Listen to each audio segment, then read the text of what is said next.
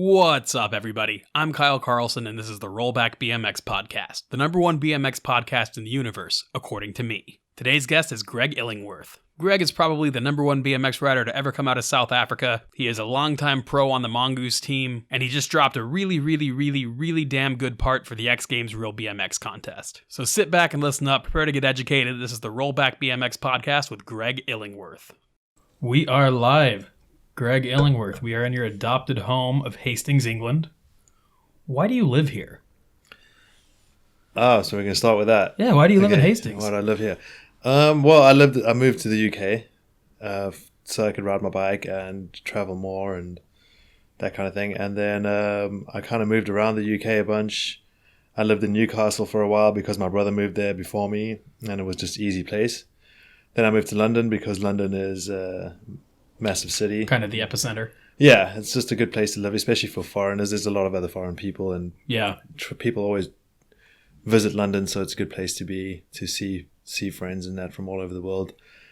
And I don't know, Hastings is kind of the BMX center of the UK and kind of, I guess, Europe. Yeah, really. There's good stuff to ride here. I had a few friends here already, and I was looking to buy a place, and Hastings was still pretty cheap when I was looking, so it all fell into place at the right time. How did you end up moving to the UK in the first place? Because are you from Johannesburg? Yeah. Okay. So I'm from Johannesburg. I was traveling a little bit. How old were you when you first made the move? Well, it would have been 7 years ago. So I was 26. So you got pretty far into your BMX career living in South Africa. Yeah, I guess so. Probably as far as you can get living in South Africa. I think that's what it was, really. Yeah. I was happy with what I had done and what I achieved there, but I did kind of want to ride a bit more, and I was getting a little frustrated not having more stuff to ride, more parks. I was really enjoying park riding at the time, and life kind of got a bit serious around that age. When you get to that age, it's like you got to kind of either get a job, or, figure out time to make some goddamn moves. You're not a kid anymore. It's time to just figure out your life a little bit more. You know what I mean? So I was I had taken over my brother's BMX shop. My brother and a friend of ours started a shop together. Is that Riot? Yeah. Okay. The Riot. So they had this BMX shop. It didn't make a ton of money, obviously. Like, BMX shops don't really make a lot of money. Kind of a passion project. Yeah, in case if no one knew that, just to warn you, BMX shops don't really make a lot of money. Sorry to break the news. Yeah, and then when you put one in South Africa, it really doesn't make a lot of money.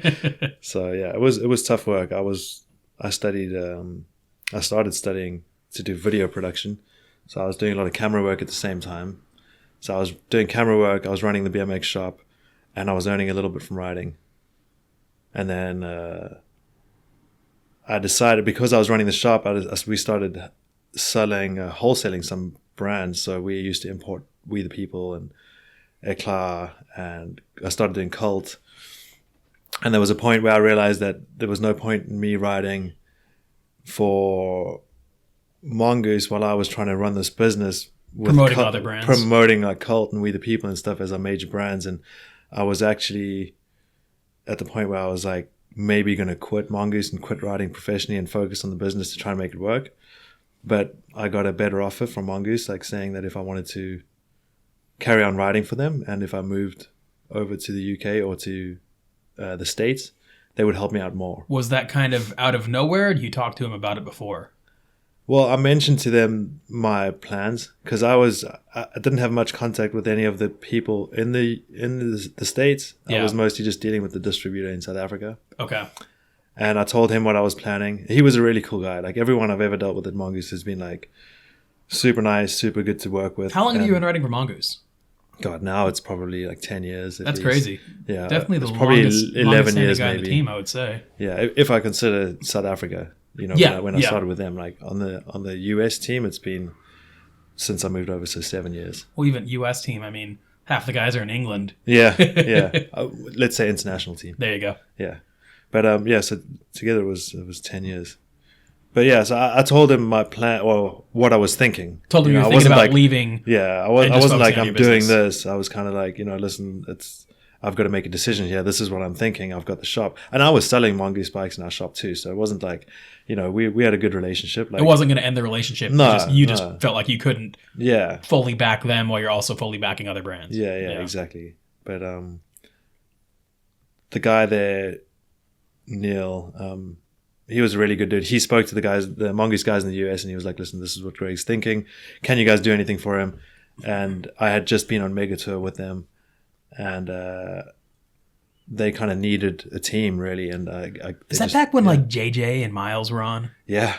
God, that's weird. Yeah. Miles was on, and then somehow Mongoose got on Mega Tour, and then they put JJ on, and then I came over with James Ivet, Bruiser. Okay, yeah. And that was our team for Mega Tour. It was crazy. It was like the most team. Yeah, the most mixed match team ever. But we had a really good time. Yeah. Yeah, it was sick. It was fucking. So you came over and did that, and they kind of saw value in you and wanted to do some more stuff with you. I think so. Like I'd made a few videos. I was like I put out like a Mongoose video before, and they were stoked on that. And yeah, they made an offer that meant I would be able to move over and almost survive off of that money. And in turn, you're going to close the shop.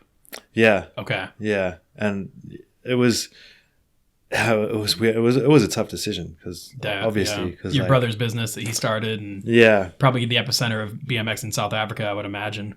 Pretty much. There were some other people doing stuff, but in Johannesburg for sure we kind of held the scene together. Yeah. And when I did leave, things kind of stagnated for a few years before a few people picked up the pieces and started doing their own thing. And yeah, it was, I mean, I still feel a bit, bummed about that, but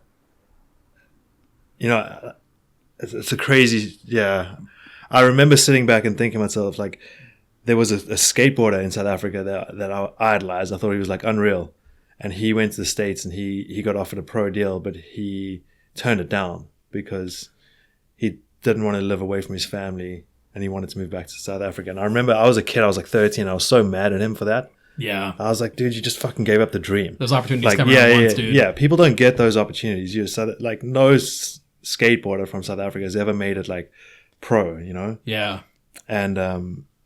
And you got this offer and you turned it down. I was bummed about that. And I was young. I didn't really understand it. Yeah. And now looking back, I'm like, yeah, man, like it is what it is. If that's your decision, that's what you value, then that's what it is. And you never know like where he's at mentally, and you never know how good this pro offer was. Is this pro offer, we'll give you $500 a month if you move to the States, or is this pro offer, we'll make sure you can buy a house? You know? You never know.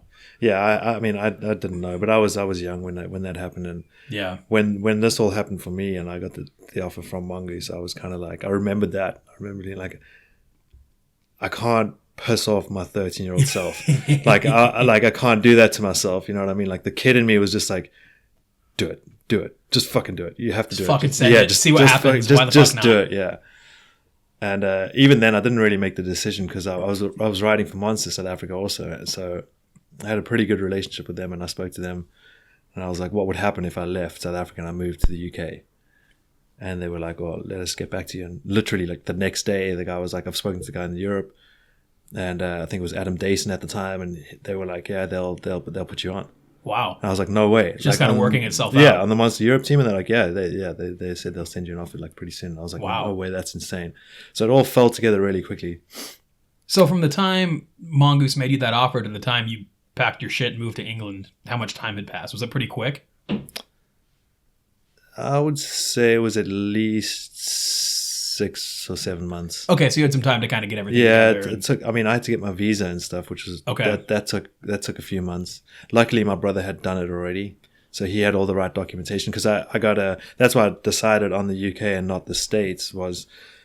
I have ancestry from the UK. Yeah. So I was able to get an ancestry visa, and that allowed me, like, that was much easier than trying to get a working permit or a sports visa for the US. That makes sense, yeah. Also, that one would have run out, whereas the UK one continues.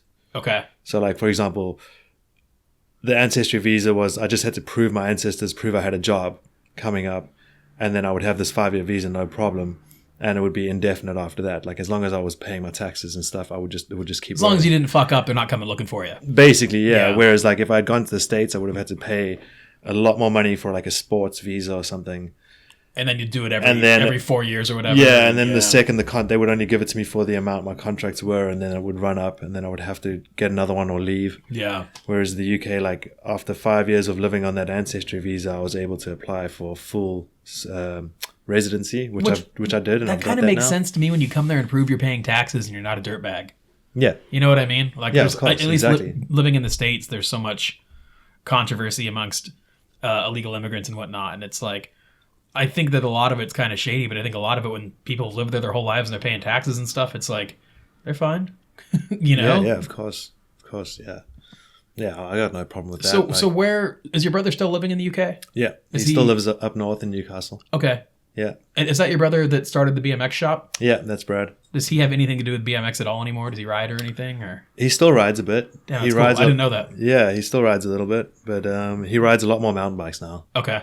But he rides BMX occasionally. He still rips. Like, yeah? Yeah, he's really good. Nice. What does he seem to think about how far you've taken this ride?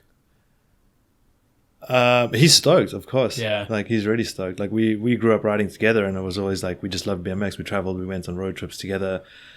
It was like, just having a best mate that's your brother. Yeah, yeah. Always my whole life. So it was weird when we actually eventually moved apart. But yeah, he just messaged me yesterday saying how stoked and proud he is of my X Games part. And damn, that's cool. Yeah, he's stoked. He's like he's super stoked on that How did you guys end up? I mean, you've always kind of been a guy that went on a lot of trips, heavy travel schedule, obscure places, kind of not following the beaten path so much. How did that start?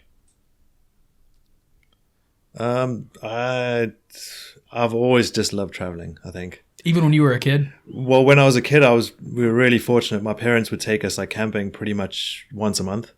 Like a whole family would just go away camping with like a crew, they were part of like a caravan club. And Okay. They would go to different places every month, and we'd do that. And then once or twice a year, we'd go down to the coast and visit, because Johannesburg's landlocked. Yep. So it's quite a drive to get to the coast. So we'd drive like once or twice a year. We'd drive down to my uncle's place, which was in Port Alfred or Port Elizabeth. It's like an 11-hour drive. And I know in the States that's not long, but for people for the UK listeners, they know that's a long drive. But in South Africa, it's not that bad. And so we traveled a lot when I was a kid. So I kind of got used to that. And I think once you realize how exciting it is being in a new place and an unfamiliar environment, meeting new people, seeing things you're not used to, how, you get kind of almost addicted to it. It's like when I get stuck in one place for too long now, I notice myself like changing. Yeah. Like I need to move. I need to be different places. And I like being out of my comfort zone. I like experiencing different things. I like challenging myself. I just appreciate the way different people live, different people exist. So I like seeing that. I think from the BMX side of things, you always seem to be an explorer of sorts, always kind of trying to seek out the weirdest, most obscure spots. Yeah, that's what I mean. I credit that to the people that kind of showed me BMX riding In South Africa? Yeah, Jimmy Reynolds, Tyron Bradley, my brother, of course. But yeah, mostly Jimmy Reynolds and Tyron Bradley. Those dudes were like my heroes, and that was always their mission. Like every weekend was a different mission to go and find another crazy spot. You know what I mean? It was like. Now, is that because that was just the mentality, or is that because there wasn't a whole lot to ride around where you lived? I think it's both. Yeah. Like we didn't have many skate parks. There was like one or two in Johannesburg, and they were pretty shit. So, and not many trails either. Like Johannesburg was pretty difficult to build trails, like land wise, and it was just tough to build trails. So, and not many skate parks. So it was always going on a mission to find different spots. And the city had good stuff. Like if you go into Johannesburg City, you'll find like good rails, good ledges, and that kind of thing. Yeah. But for us, I don't know. We always wanted to find that like something better. You know what I mean? Yeah. Yeah. Something more like almost that I don't know. I guess they had their influences too. The T1 guys. Yep. The T1 guys were a huge influence when they came over to South Africa. It like made a big impact on the scene. And yeah, I don't know where they got their influences from, but they influenced me a lot. Like we were always. I think there's also those spots are available in South Africa. They're there, There is. You can find the gems. You're not gonna dig and find nothing. Yeah. I mean, there's still a load of ditches that are untouched that people haven't ridden. Which is insane, man. Some of those ditches are just unreal. Yeah, it's crazy. It's crazy, and I don't know. It's always an adventure.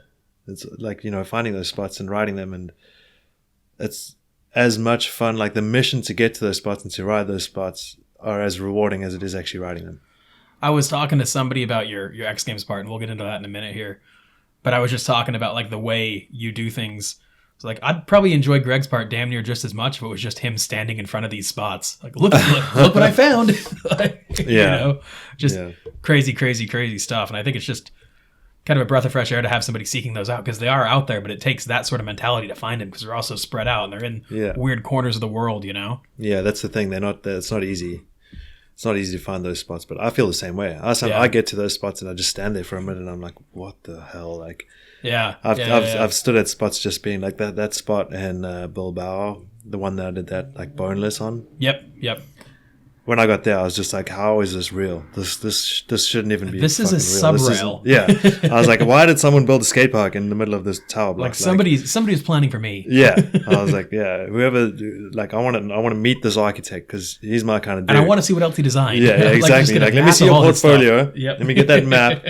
Drop those pins. Let's find those spots. But is your family still in South Africa? Most of them. Most of them, yeah. Yeah. So do you still go down there a couple times a year, or what's your relationship with South Africa? I go at least once a year. Okay. Yeah, I'll try to go twice a year. I try to go once there's always like some contests that happen around February, March. Is that like the Ultimate X and Night Harvest? Yep. So I go for that every year, and then I try go for more of a holiday vacation kind of thing too. Visit the family. Yeah.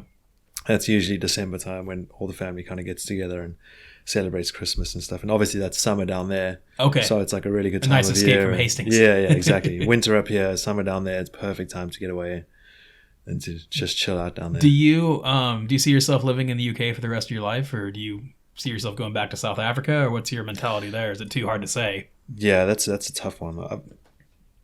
I don't know. You don't strike me as the type of guy that I would think would be a big priority to buy a home to, if that makes sense. Yeah. You just kind of seem like you're kind of wandering and doing whatever, but then you're like responsible guy that buys a home in Hastings. That's not really a question, just kind of an interesting observation. Most people with it's probably that traveler mentality are just kind of like, I guess so, afraid of getting locked down. But it's a super responsible thing. Now you own something. Yeah, I own something, but I still travel, and I've been with my girlfriend for 7 years or six years pretty much. And she's English? No, she's actually Estonian. Oh, no shit. Yeah. Did you meet her at... No, I didn't meet her at Simple Session. Okay, good. That question, as soon as anyone hears that she's Estonian, they're like, oh, you guys met at Simple Session. Like, no, we didn't meet at Simple Session. That means it can last. Yeah. Is she... Did you meet her there or here? Where did you meet her at? I met her I actually met her at NAS. Okay. Yeah. Much better. Yeah. But yeah, we met at NAS. We didn't really hang out for a while, and then I started seeing her in London like 6 or 7 months later, and we just hung out in London loads. And she was living in London? Yeah. Nice. Yeah, she's been living in the UK for a lot longer than me. She's been living here about 8-9 years now. Is this whole Brexit thing, if this happens, is that going to screw you guys over at all?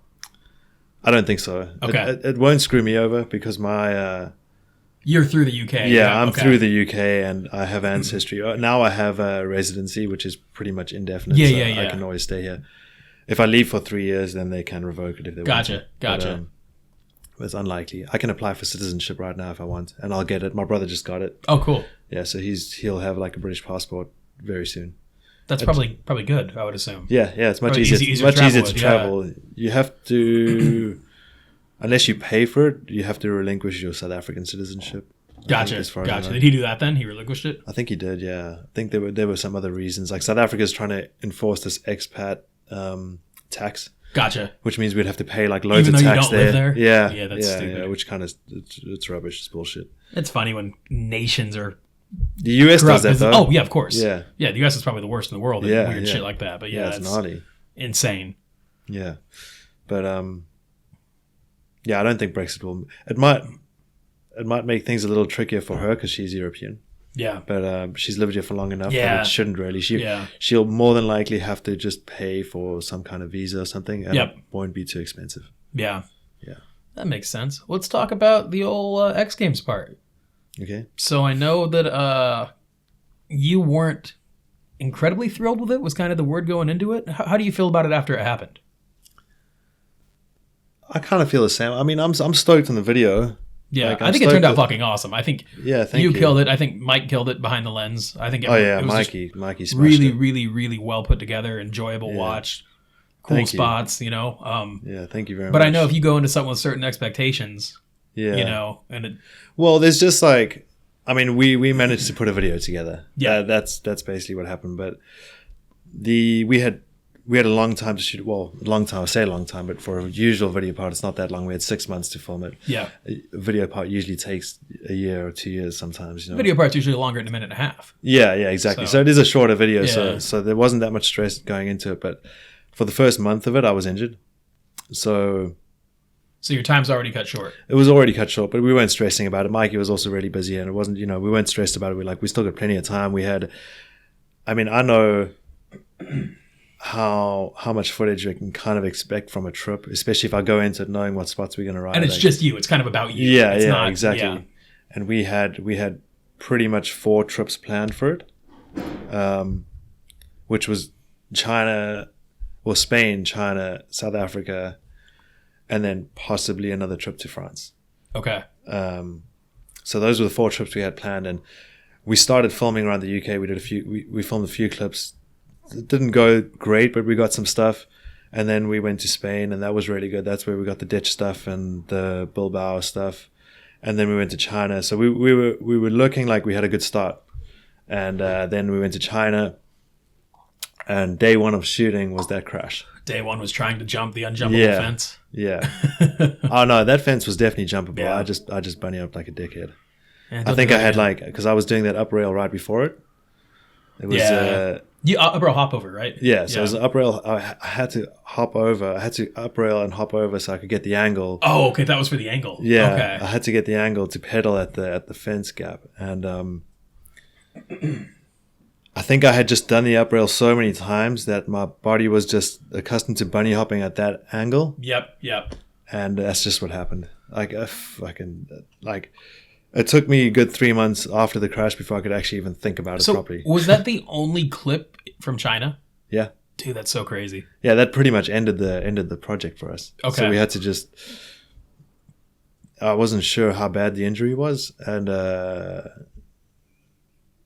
when I eventually saw the surgeons in the UK, they were like, "Yeah, you're going to be off for like 3 to 8 months," and I was like, "No, that's not." Yeah, that's not working for me. Yeah. I was like, "Nah, I'm gonna try and make that like 2.5 months, and I'm gonna go and film like another 2 weeks." Yeah. And like I was really optimistic about it. Were you in the hospital for multiple days from that?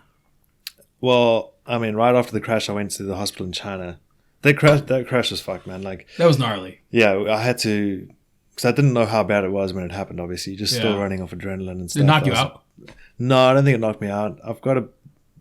I think I've kind of put a little bit of the memory out of my head because of how almost traumatic it was. You got to jump more big shit. You can't have that in your head. Yeah, no, I'm fine now. I'm all right now. But for a while, like I couldn't even think about it. And I think because of that, I blocked a little bit of it out. Yeah, like the whole ride home and stuff. I can't remember that. Like back to the UK? No. So okay, from because that was outside a stadium. This is the thing. This is why I know where that spot is. I've been to that spot. Yeah. But like we went and looked at that spot the day before or 2 days before that, maybe. I think it was the day before, and I was like, I didn't tell Mikey I wanted to do that. Okay. But when we went back the next day, some of the stuff around the spot had changed.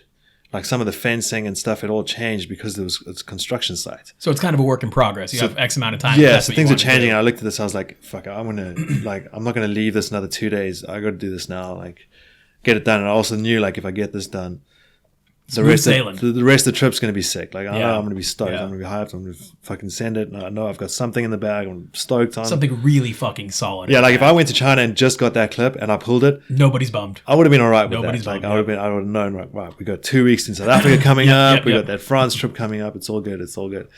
But, and what's funny is like at no point, this is the weird thing. Usually, like if I'm scared of something or if I'm nervous of something, I was nervous of it, but I start thinking I might start thinking about the possibilities of what could go wrong.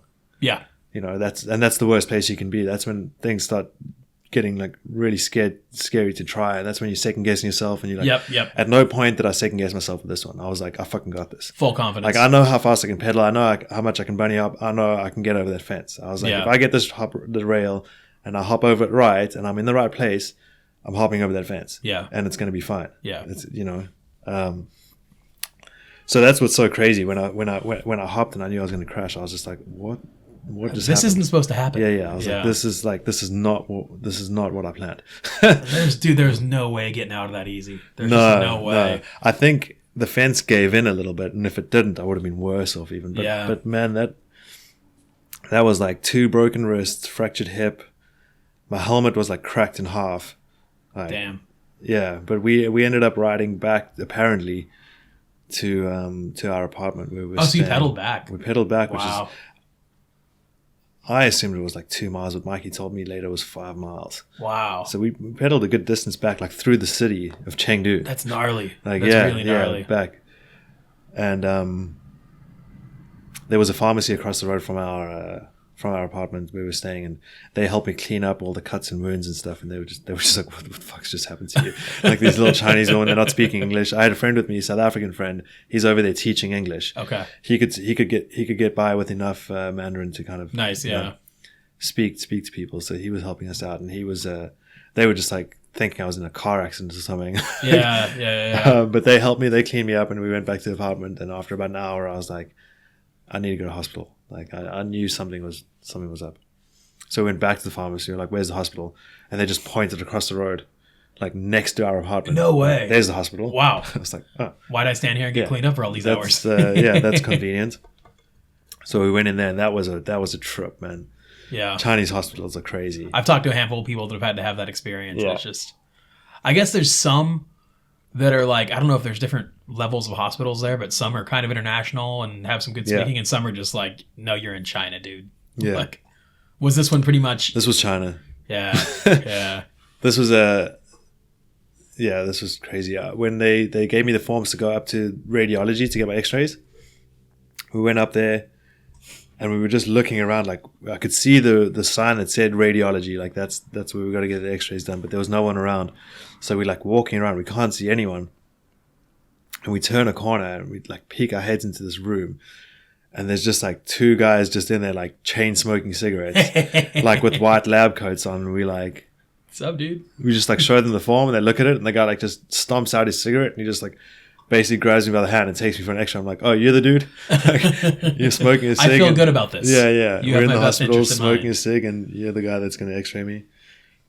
And first they just x-rayed that arm, and they told me it was pretty bad. I went back down to the doctor, saw him. He kind of explained that it's broken. And he was like, no, we think you need surgery, so you got to go get a CT scan. So I went up for the CT scan. And at this point, they put both arms in. So I was like full Superman position going into like, the whole unit. And then when he came out, he's like, oh, you've broken both your wrists. Fuck, that's gnarly. I was like, oh man, this sucks. And then saw the specialist, and he was like, told us I need to stay a week for surgery.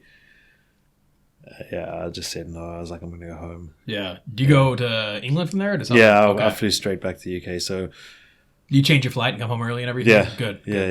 Yeah. He put a cast on my left wrist, which is the one that I had surgery on, and he started putting one on the right wrist, and I was like, no, that doesn't feel that bad. So we took that off because I knew I needed to travel, and I was like, let me get home. Yeah, I'm not traveling with 2 casts on. That's crazy. Yeah. So yeah. How was the hip? Was that pretty painful? Not that bad. Yeah. Yeah, I think the wrist kind of just overpowered that pain. But it wasn't that bad. I mean, they said it was from that crash, but I wouldn't be surprised if it was from something else. Gotcha. When I look at the crash, I'm like, it was probably from that crash. I'm sure it didn't help. No, I mean, it was still sore. Like, the thing is, everything else, like my right wrist was, like, within 4 weeks, it was fine. It felt okay. Yeah. Like, it felt good. My hip felt good within 4 weeks. But my left wrist was still, just was not good. Yeah. Because surgery on that one and stuff. So that one took a while. So by the time that was good, everything else was fine. Like, everything else was completely. So by the time you were good, your deadline had already passed for the X Games project? Were you able to get any more clips or no? So basically, when doctor told me that the bone was healed, because he told me it was going to be like, he told me it's possible that it might not heal at all. He was like, this is your scaphoid. There's barely any blood supply going on there. It's possible that it's not going to heal at all, but the screws in there, it'll hold it in place. You'll be okay. Within 8 months, the pain will be gone and you can ride your bike. But I had a lot of recommendations from people telling me to go for this like magno laser therapy. Okay. Yeah. And magno laser therapy. Well, it's magnotherapy with like an infrared laser. That sounds like magno laser therapy to me. Exactly. Yeah. I thought it was all crazy, but the people that were suggesting it had first-hand experience. Yeah. They weren't like people just saying, I've heard about this, you know. It was like a crazy name. It must be good. Yeah. Lima Eltham like told me he did his wrist in, and he was riding within 3 or 4 weeks. Okay. Wow. And a few other people. I had like 3 or 4 people suggested. Declan Brooks, he told me about it. Alex Colborne told me about it. So it's pretty hot in the UK. Yeah. I went in there. It was crazy. I was expecting like this fancy building. It was going to be like really posh and like, you know, talking to robots. This is like really high tech. You know, it sounded to me like I was like, I'm going to have magno laser therapy. It's going to be crazy. Yeah. But it was just this really modest little house in Ipswich, and I walked in, and the second I walked in, I just saw all these photos of like motocross races and stuff, like pictures they had sent in and signed to the doctor. Thanks for saving my life. Yeah, thanks for like saving, you know, Saving my thanks career. for fixing my wrist or whatever it was. Like, so I was like, okay, this is obviously the right place. But so I did that, and I also I went once a week to hyperbaric oxygen chamber. Oh wow, okay. So that's just like basically breathing in pure oxygen for an hour under increased atmospheric pressure. So you just sit there and exist. You just sit there and breathe. Yeah, that's it. And they increase it's like a fully sealed chamber, and they increase the atmospheric pressure while you've got like a breathing mask on. So is your whole body in there, or just whole body? Okay, whole body's in there. You're just sitting in a big chamber. You can, like, I've been in there with 6 people before. Oh wow, okay. There's 6 of you in there, all with masks on, just like reading magazines and breathing. I've heard of a lot of high-level deeply. Athletes doing that for recovery. Yeah, it helps. It increases the oxygen flow through your veins, so the blood flows around much quicker. Heal faster. Yeah, gotcha. Yeah. So between all of that, like, I did that. I started doing that right after the surgery, and after 2 weeks, I had my checkup with the GP, with the surgeon that did the surgery. And I told him about it, and he was like, "Oh, this is magic. We don't believe in this. Like, if it was real, we'd all be doing it. Like, blah blah blah." And he was like, "Just come back in another 4 weeks for your checkup again, for your X-ray."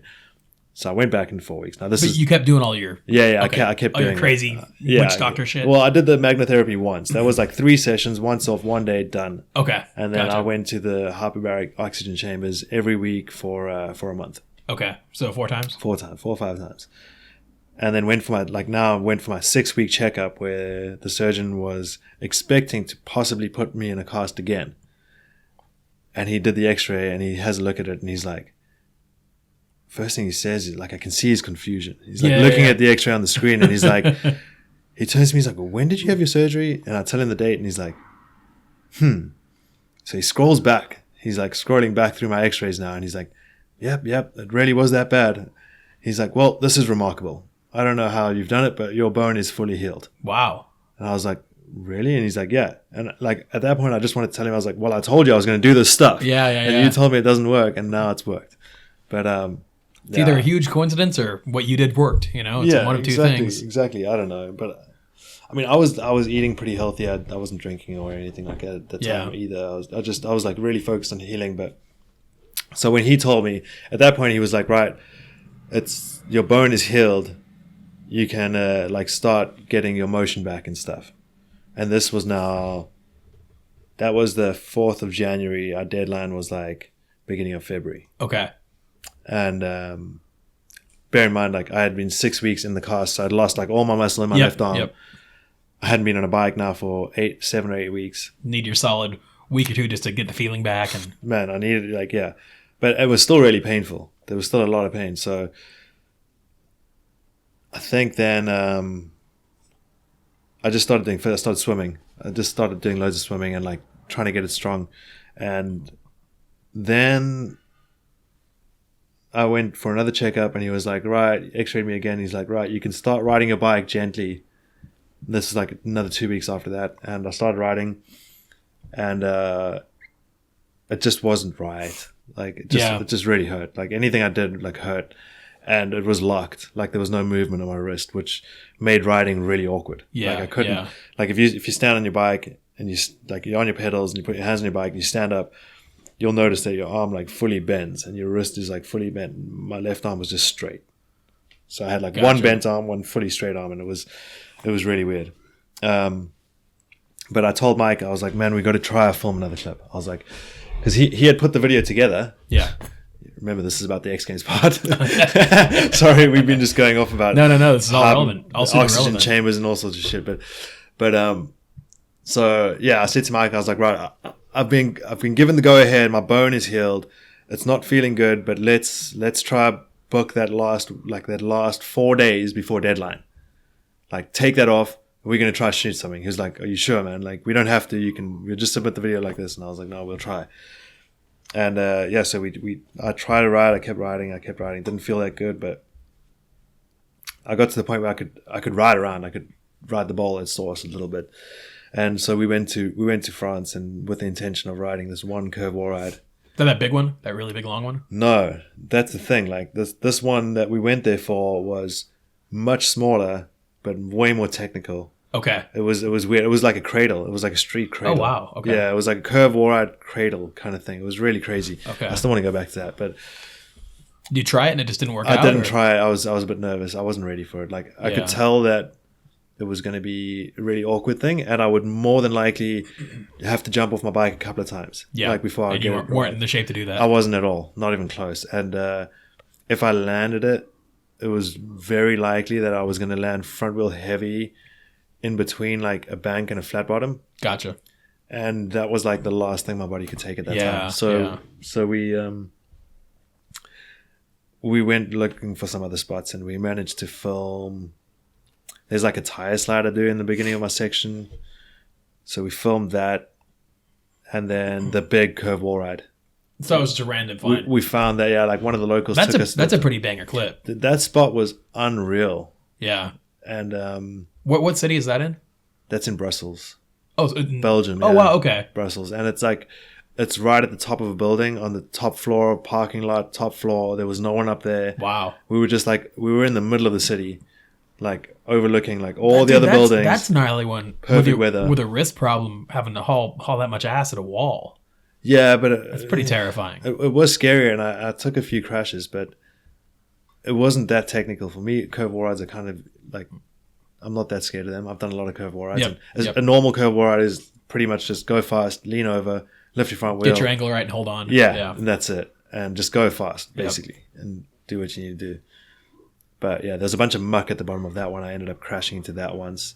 I got a blowout one time. One time I hit it so hard that my foot just blew off, and I just fucking. So you were actually up there quite a while working on it. It took a few goes to get it right, but it was definitely like it was the biggest one I'd done, and I look back on that now. I'm like, how did I do that in that condition?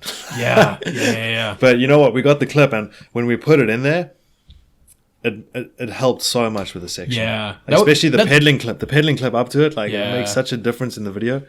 Reflecting on your part, that is one of the more standout clips. One of the ones when I first saw it, I remember thinking like, that's one of the biggest curve rides I've ever seen done. I'm guessing there are other ones, around that size that have been done, but that was one of the biggest ones that stands out to me. Yeah, it's definitely the biggest one I've done. Yeah, I'm sure people have done bigger. Greg is pouring wine, some of Hastings' finest red. I might steal a splash of that. Thank you, sir. No worries. I'm not much of a wine drinker, but I'll try to fit in. Well, we've just had bunch of Italian dinner, and we had red wine there, so I thought I'd keep it going. Yeah, no, you're a gentleman. No, I like red wine. Casillero del Diablo. That's it, yeah. Some of the best. Mm-hmm. It's all right. So, X Games part. Hey, cheers to fucking wrists feeling better. Mm-hmm. Yeah, it feels pretty good. How long after that trip did you start feeling normal? You weren't standing on your bike weird with your wrist not bent. I think like now only. So just now. Yeah. Wow. Yeah, it's taken months, man. Crash was in like December of last year, and it's middle of May. Yeah. Wow. Yeah. Is this the worst injury you've ever gone through? Yeah, I'd say so. And it just so happens to be right during this huge opportunity. Right in the middle of X Games, yeah. It's awesome you can still pull it together.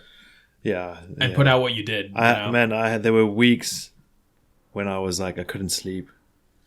And I was waking up like cold due to like sweats. anxiety or like... Yeah, I think so, because there was a point where like, obviously Stu Johnson asked, he's the guy that puts the X Games project together. He was like I had to tell him about the injury straight away. It's one of the deals. Like, you know, if you're part of the contest, you got to tell him. Did they bring in an alternate still? I know they used to. I don't think they had one lined up, but he had people in mind. Yep. And he was going to, it was really soon after the injury happened when I had to make the call. Like, am I going to submit a section or am I going to pass it on to someone else? Yeah. And, so before the China trip, you'd stacked some pretty heavy stuff, though. We had a few things, yeah. Yeah, because if that was the majority of the part's really good. Most of that had to have happened before. Yeah. Everything other than the big curve war ride and one tire. So you were sitting on, what's a minute and a half video minus the lifestyle. You're probably sitting on a minute of good footage. I mean, to be honest with you, 3 of the clips in that section, I was like 100% convinced I wasn't going to use. Really? Yeah. For sure. I was like, as soon as we got more stuff, this stuff's coming out. Yeah. It was your filler. Yeah. 100%. And I'm happy with the stuff, but I just wanted more. Yeah. I just wanted better stuff. I just wanted more. I didn't want to end it with a crash, obviously. Yeah. Which kind of sucks. And then also they used that crash in the teaser. It wasn't even like a big shock. Yeah. So it's like when my section came out, everyone's like, oh, we've seen your ender already. But the hard part about that is if it wasn't in the teaser, I think people would be expecting the music to stop and then you pull it. You know what I mean? Yeah, I know. Just like at least when it's the teaser, you kind of know it's coming.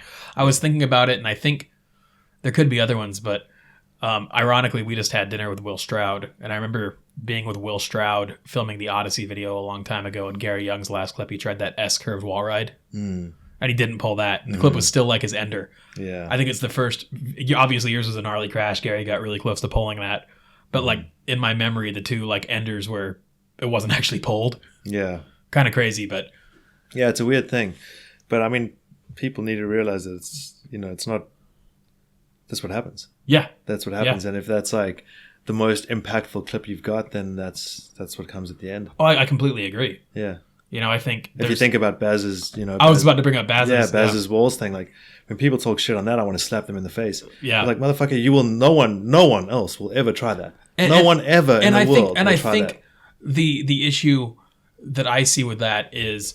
Baz never came out and said, pull this perfect and try to pull a fast one on anybody. He's like, this is what happened and we documented it. It was fucking crazy. Yeah, 100%. It was fucking crazy and it was documented as it was. I might be biased, but yeah, I was there when he did that. And the second he took off, like I was looking at the scene like, is he going to actually do this? Because I was like, you are mad. And that's coming from you. You're the type of guy that rides kind of similar setups to Baz. I love gap to walls. So when you're saying like this is fucking insane, that means a lot more than me looking at a photo saying this is fucking insane. No, that is the gnarliest thing I've ever witnessed. Wow. Like it's unreal. Like that was, like I've had dreams where I've done stuff like that and I've woken up sweating.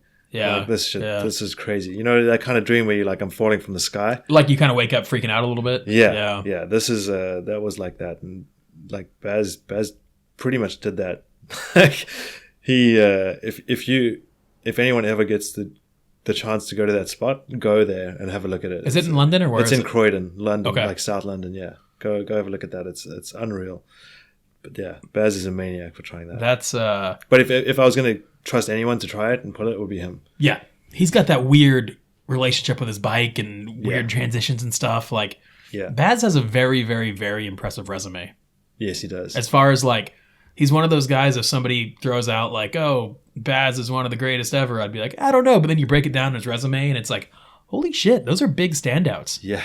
You know, it'd be like if there was a band that you kind of flew under the radar, but they had like 10 number 1 songs. Yeah. You know, like. Yeah, exactly.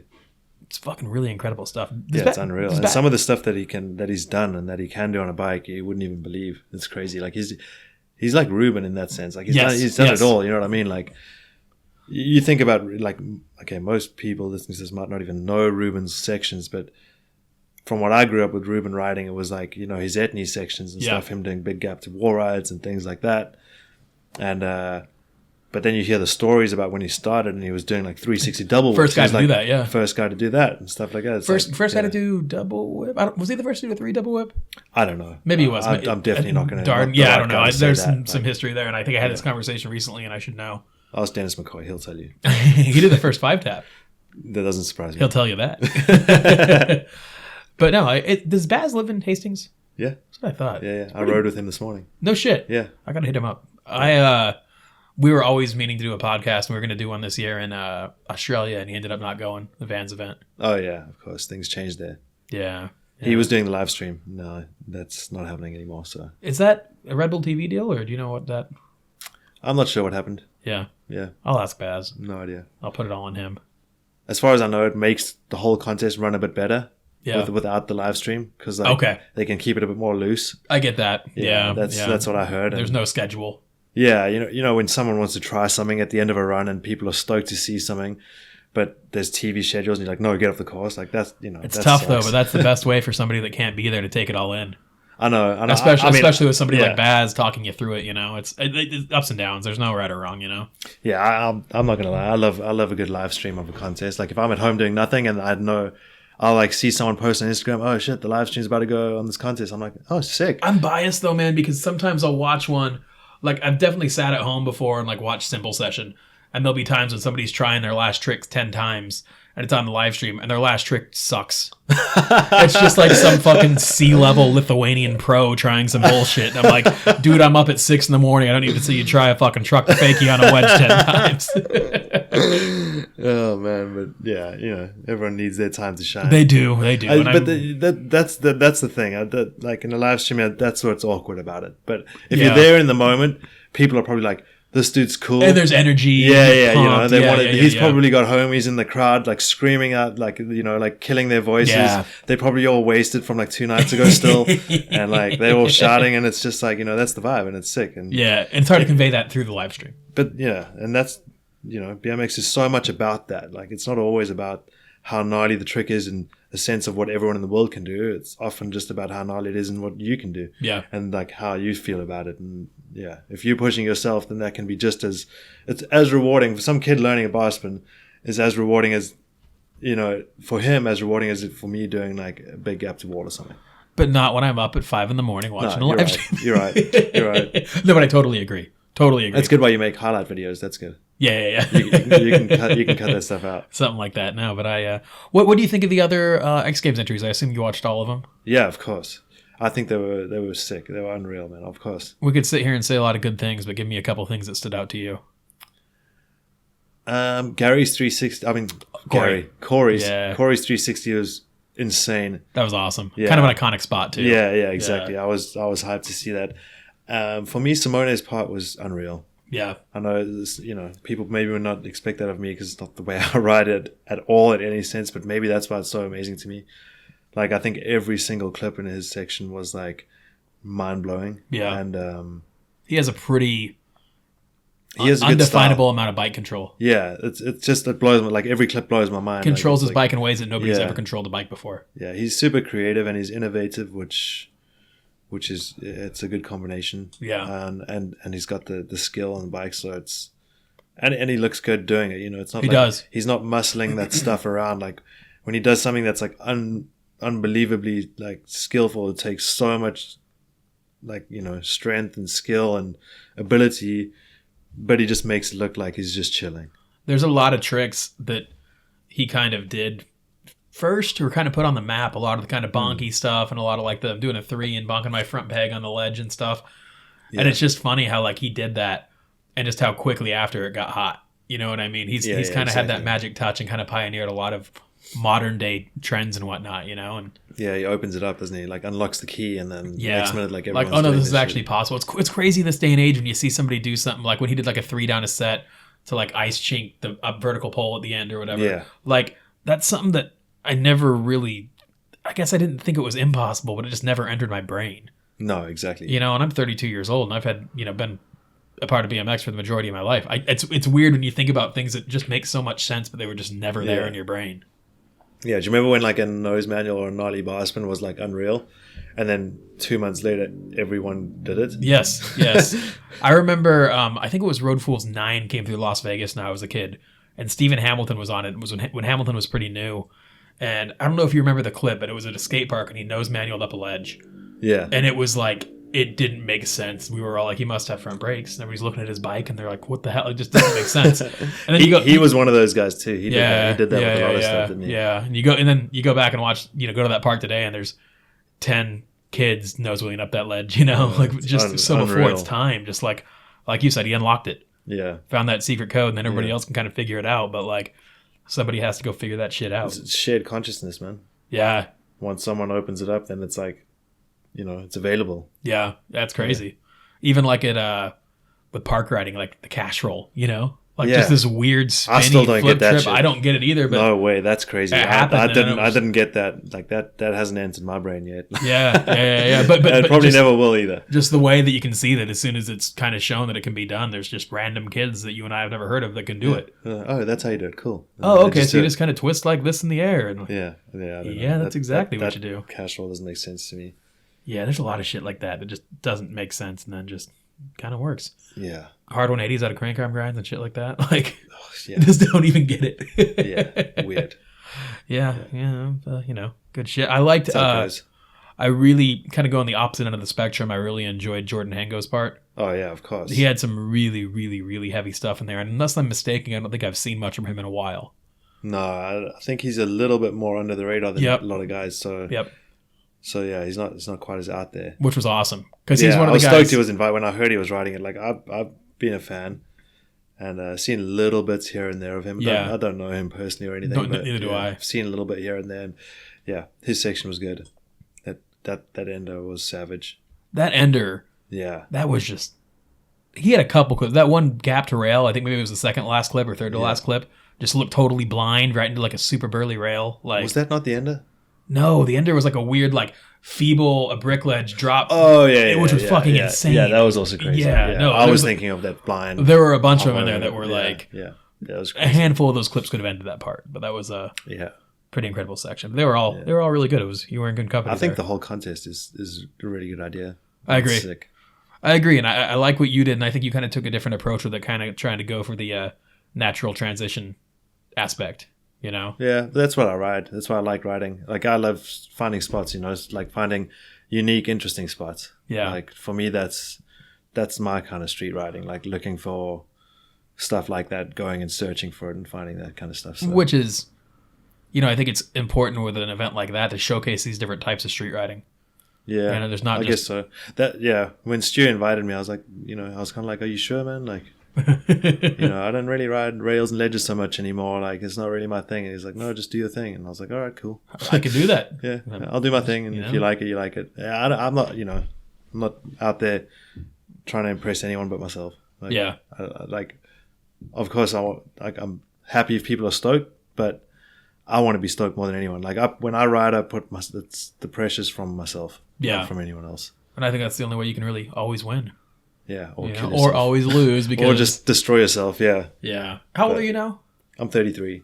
You feel good? How many more years you got in the game? Man, that's weird because last year I had loads of injuries and I felt like shit. Yeah. And now since I've been back from this wrist injury, I've been riding a lot of trails. Yeah. And I've been digging a lot. And I was just telling Baz this morning, I feel better than ever. Yeah. Like honestly, I feel like stronger than I have in a long time. That's awesome. I feel pretty good on my bike. Like. I want to go film now, man. I'm ready again. I'm like, let's do it. But I think the trails have helped and digging's helped a lot. Like it's been good, like kind of physio. Yeah. Physio for my ankle. Like I had a lot of ankle physio. Yeah, exactly. I've had a lot of ankle injuries in the last few years and the wrists and shoulders. And I've been digging a lot for the last like 3 months and body feels good. Yeah. Like I feel solid. Yeah. I'm stoked. Got some miles left. Yeah. I think so. I'm enjoying it. That's the other thing. Like, that's the biggest thing. I think when you get to this age, it's like you need to have the drive. Yeah. Like, a lot of people are good, and you've ridden for that long. You can do good shit, but having that like desire and that passion and that drive, and the trails has kind of done that for me right now. And the X Games thing, like I'm really loving riding trails. I've never had the chance to ride trails. Kind of so have much. your own set and just by your house. So have something nearby that I can help work on and ride a lot. Like, it feels really good. And then the whole X Games project has motivated me a lot to ride more. Yeah. To ride more street and to film stuff and to ride more trails. As much as I wish you got all your stuff done for X Games, I'm kind of excited that you have unfinished business that you're excited about. Yeah, me too. Still have to go. Me too, done, man. You know? I can't wait. Thank you. I can't wait. I'm stoked. Like, seriously. I haven't felt like this in a long time. Like, That's good. I mean, you've been in the game long enough where you've withstood the test of time. You know how a lot of the guys, you kind of have that. I only got in year career pretty late too, so I guess. Yeah, it's not the years, it's the miles on the truck, something like that. Do you got any video projects in the works right now? Any next moves?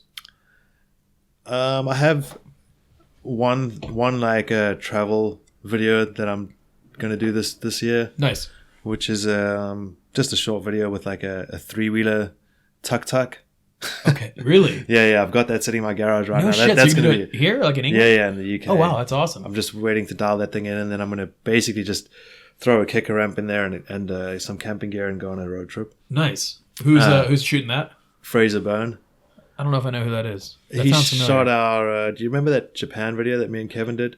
That Lost Bowl. Yeah. So he shot that one. Okay, yeah, that was dope. He's a good friend of mine. He rides motorbikes too, and so he's gonna follow me and just camp. And damn, that's cool. It's just gonna be a fun trip. But I haven't got anything set because I've wanted to not put myself under pressure. Like, since the crash, I just wanted to chill a bit. Yep. But now I'm getting to the point where I'm like, I feel ready to start filling in that calendar. Filming. Yeah. I'd like to film something at the trails, but that's not necessary. I just like riding there. Yeah. So I want to film. You know what I mean? Like, I enjoy riding there. So I'm like, hey, someone want to film me?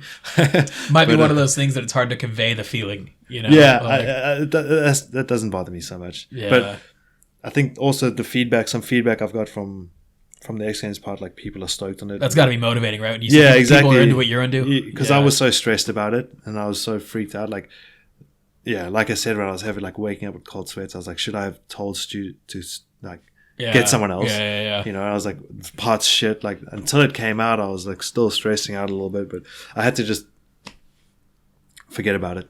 Yeah. Let it be. Like, Mikey, I trusted him, and he was like, Greg, it's good. Like, he's like, it's good. Like, don't worry. Like, of course it could have been better, but it's good. Don't worry. Yeah. He was stoked on it.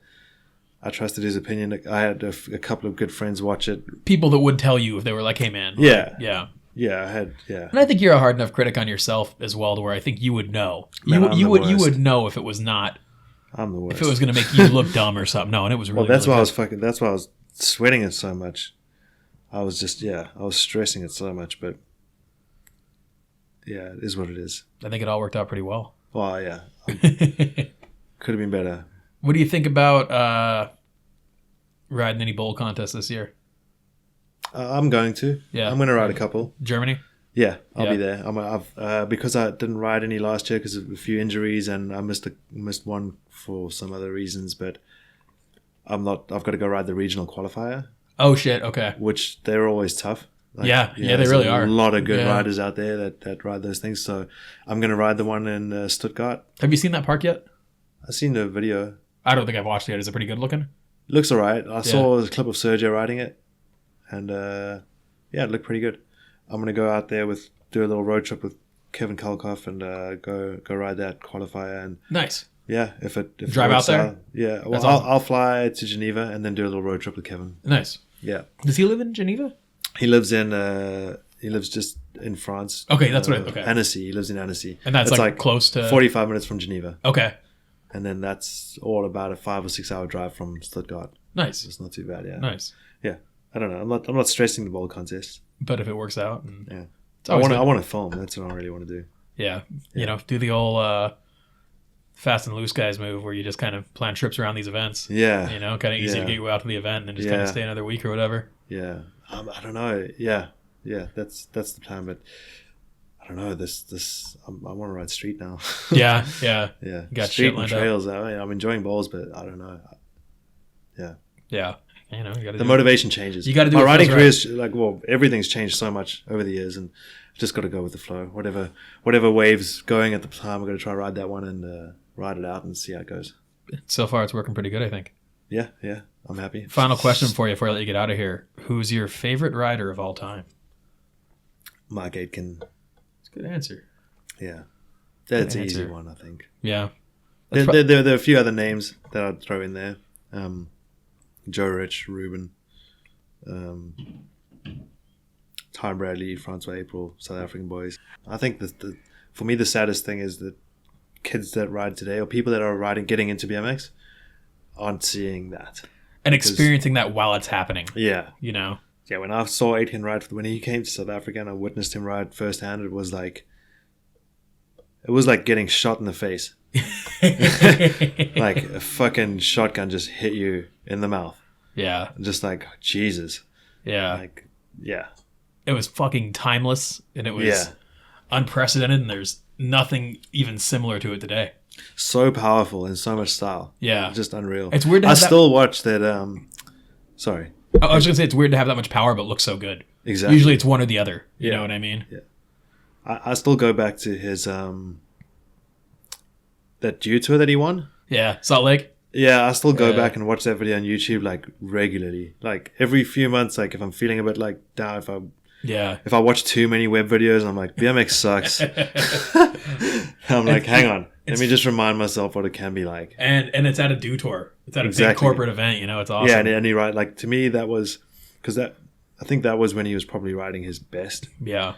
And those runs he did were like, it's almost like all of his best shit in one. Yeah. You know, like in just looked so good. Yeah, man. he just put it all in one. And it was like at sunset. It was like the perfect storm, you know, just everything was like. And it was like him up against Bowen, basically. Just like so damn sick. Fine BMX. Yeah, exactly. It was just such a good contest. Like, yeah. I definitely thought of Aitken when I saw that clip. You did the kind of alley-oop downside foot plant on the sign in your X Games part. Oh, cheers, yeah. That was definitely a little bit. He definitely inspired me to learn that trick. That's a cool trick. Yeah, I love that trick. I remember. I couldn't believe we found that on street. Yeah. I said to him, like, when we started the project, I was like, dude, if we can find something to do this trick is that on street. Spain or where is that? That's in Spain, yeah. That's in Madrid.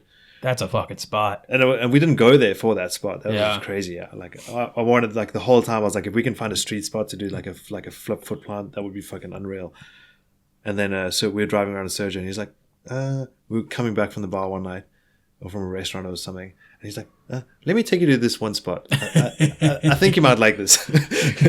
He just like takes this exit and like drives us this roundabout and me and Mike just look at each other like, no way. Like, holy shit. Like, and I remember the spot from Ruben. I think it was one of his wall tapping or something. Yeah. And I mean, I don't know why I didn't think of it at the time, but I don't know. You forget about spots, and it was especially Ruben, somebody whose body of work is so deep with interesting spots. Yeah, you know what I mean. Like exactly. Yeah, like almost every spot, at least in his later years that he would film on, was just like it took some brain power. It was different, you know, and I could see a lot of it.